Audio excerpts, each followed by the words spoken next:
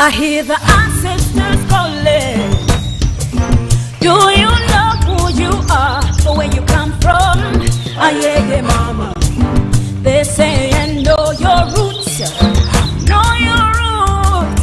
Know your roots. Yeah, yeah, I hear your mama.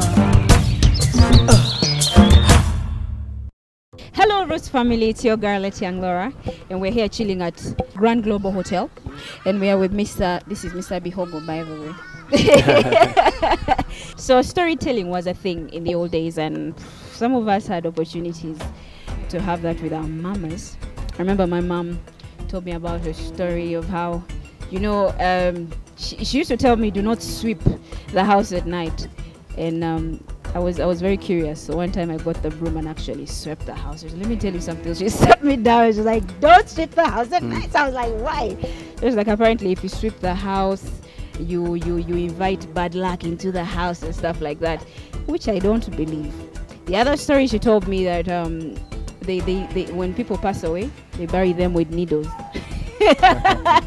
They bury them with needles, and brooms, so that if a night dancer comes to pick that person up, if it is a broom that has been put in the grave, the person will tell the night dancer, I am sweeping. Every other day comes, I am sweeping, until the night dancer gives up.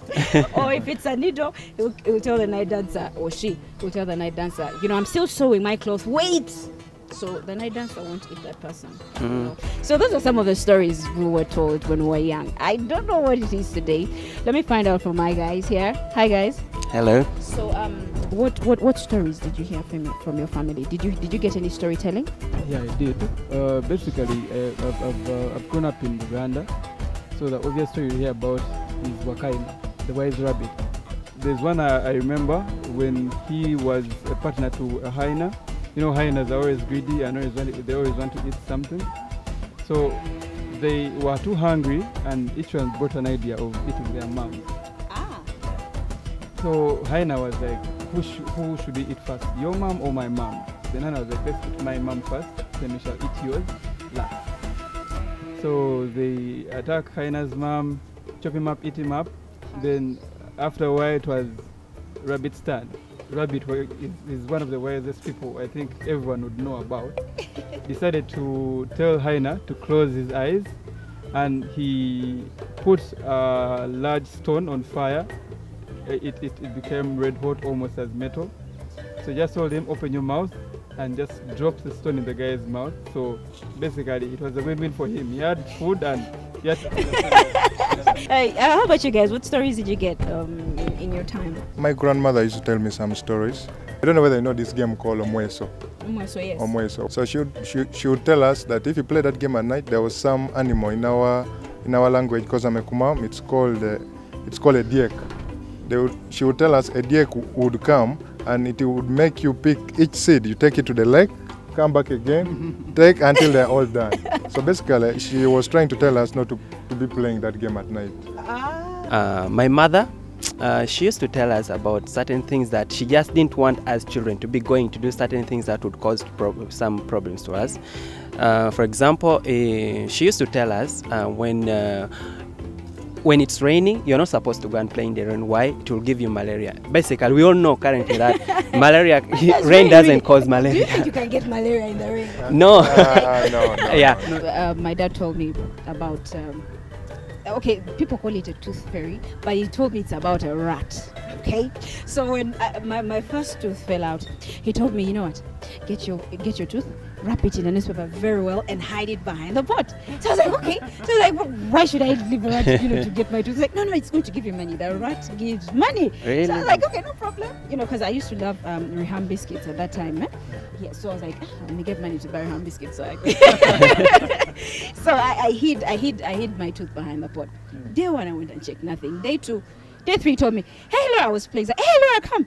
There's you check. Maybe the rat has dropped something for you.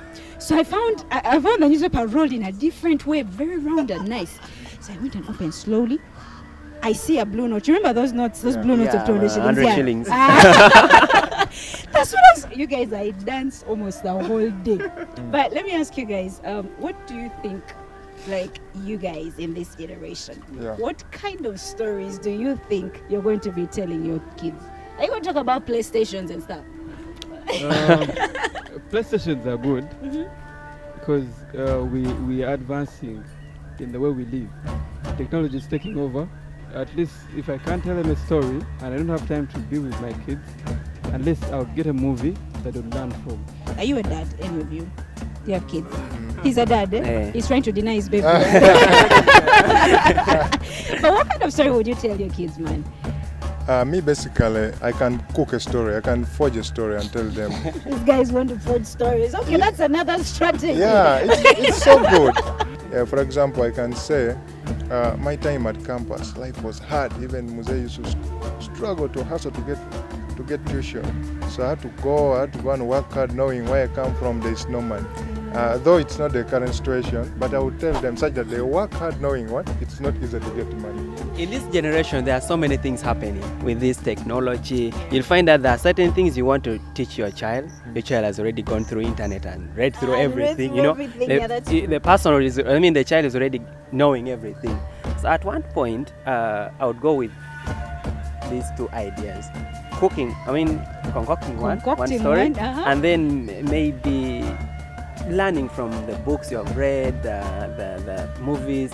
But basically me, I would just tell them about life stories. I've already read so many things about other people. Okay. I've also gone through some other things, so I've learned a lot. So maybe from that's how I can teach my children to learn some things. Yeah. Okay, guys, thank you so much for being with us.